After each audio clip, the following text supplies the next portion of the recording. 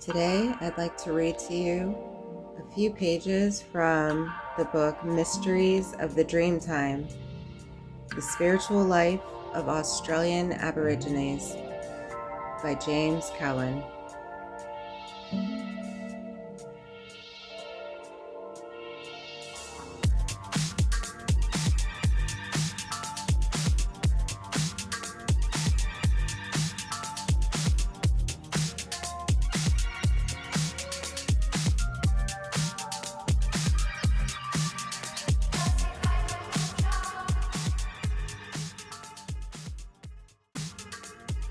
I'm beginning on page 64. It's speaking about a charinga. A charinga is usually made of wood or flattened stone upon which the sacred tracks of the sky heroes are carved. These in turn are produced from secret hiding places during ceremonies at the hot place or the dreaming site. When the ceremony has been completed, the charingas are returned to their hiding place until the next visitation. What few charingas are left are sometimes very old, having been made by the ancestors themselves. They are often kept used during the ceremonies, even when they are breaking up.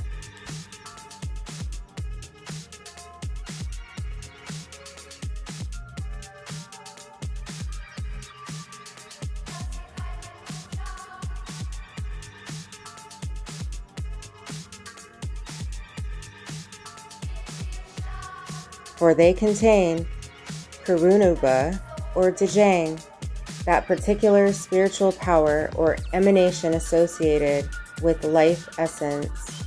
The Aborigines often refer to its emanation as being like a mist, so subtle in its appearance. Nevertheless, a charinga is much more than a totemic representation, as so often suggested.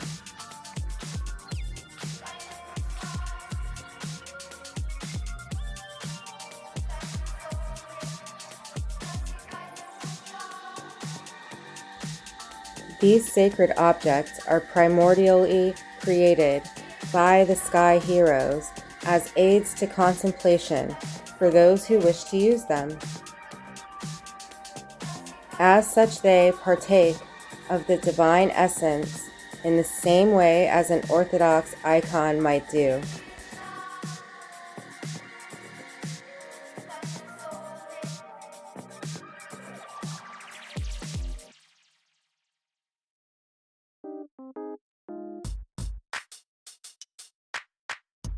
It's clear that this third initiatory stage, characterized by the inward dream journey, has much to do with learning secret rites from older tribal members and learning how to communicate in a language understood only by spirit entities and fellow initiates.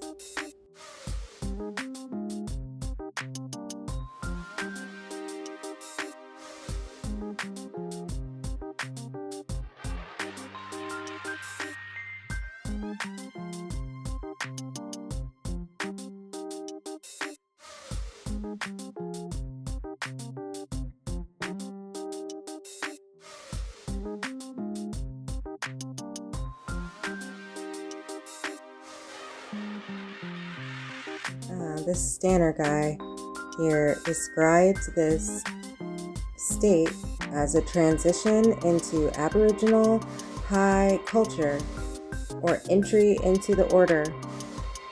A man of high degree often no longer speaks in the words of the mundane language, expressing himself instead in the mystical language of his ancestors.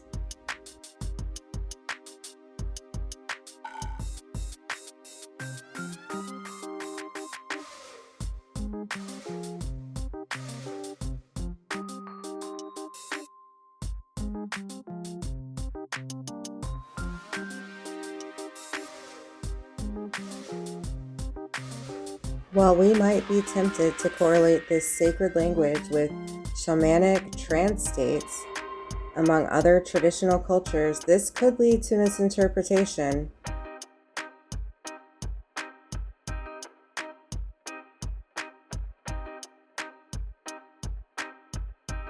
The language they speak is the language of the gods and is only partially related to visionary experience in the ordinary sense.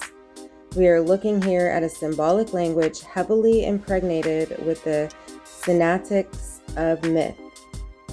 Only those who fully understand and appreciate the esoteric significance of the myth journey, i.e., the dream journey, are able to communicate in this sacred language.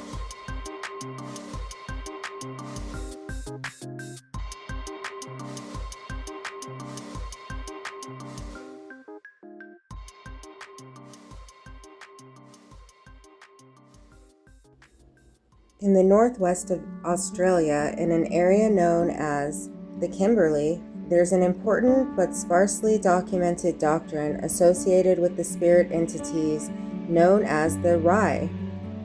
These Rai are said to be spirits of the dead, with both male and female characteristics.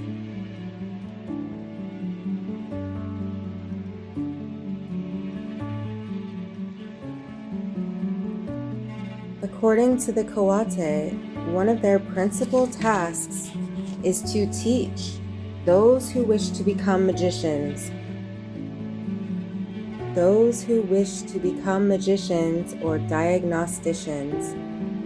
The suggestion, of course, is that the Rai have a functional role in keeping with the empirical objectives of the tribe, yet they are also manifestations of the Wajina.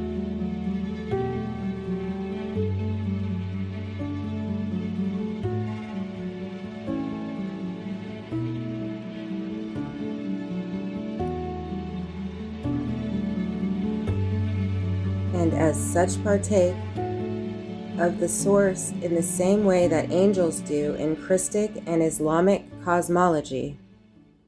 They usually manifest themselves to the ordinary observer in dreams, otherwise they remain invisible, except to men of high degree.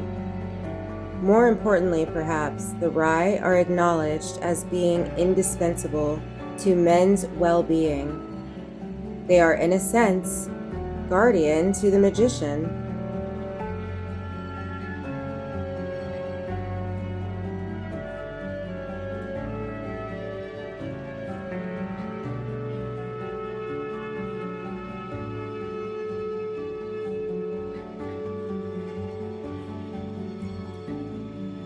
Because the Rai has the power to teach men. Let us become separated from them. We ourselves do not have pleasure without them. We might not be a people in this world unless they had stuck to us right through. It is this spiritual allegiance between the initiate and the spirit entities, such as Rai or Mimi people, that characterizes an essential aspect of the inward dream journey. While it may be true that the clever men are on intimate terms with the Rai, it would be a mistake to assume that this relationship is exclusive to the magician, because the Rai has the power to teach men in the way that an elder or a fellow initiate cannot. As our informant says, the other man says in his mind, "The Rai will help me." The Rai is teaching the man who wants to be a magician. Here we see acknowledged a specific integration between the Rai or spirit entities and the initiate's inner world. He knows that the Rai are talking to him in a language intelligible only to himself at the given point on his dream journey. In contrast, ordinary observers are regarded as being ignorant of the Rai. They do not see them because they lack the knowledge to do so. We are ignorant, we don't see these Rai. They title the Rai only to talk to experts, and only experts know them, says our informant.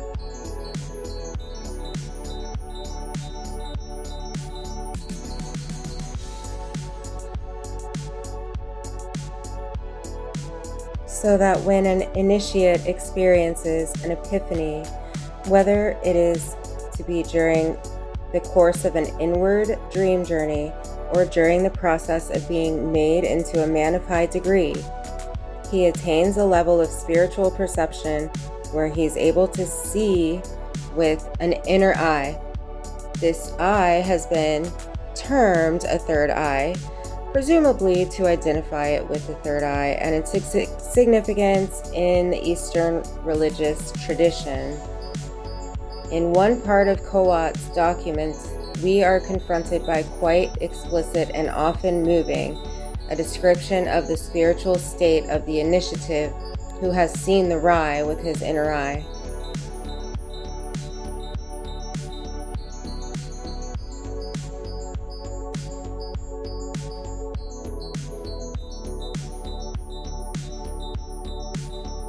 The bodies of the magicians overflow with magic stones called Gedji. They, the Hierophants, can see those different lands. They can see the country underneath. They're in the underworld. They can see them. Bunched up together, they can see them.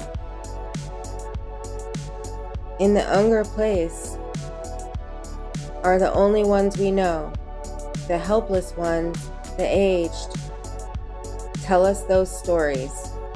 Grandfather was telling us, and our fathers and tribal brothers. These were famous ones, but they have already gone. There are none today.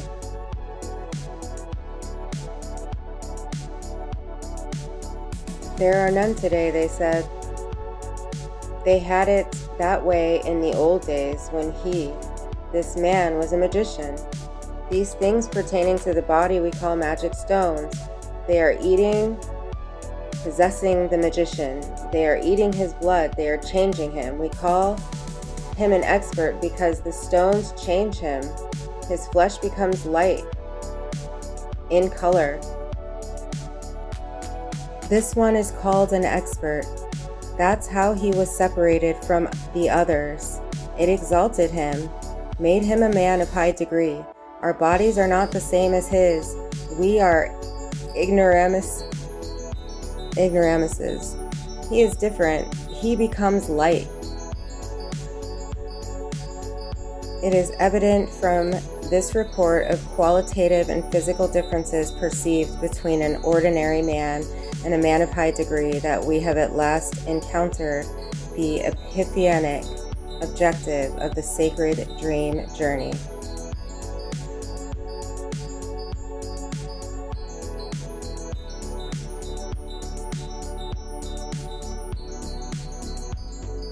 Okay, so yeah, I have a lot to say about that, but, just wanted to give some ancient insight from like the Heavenly Father type figures that used to be in our communities and, their memories.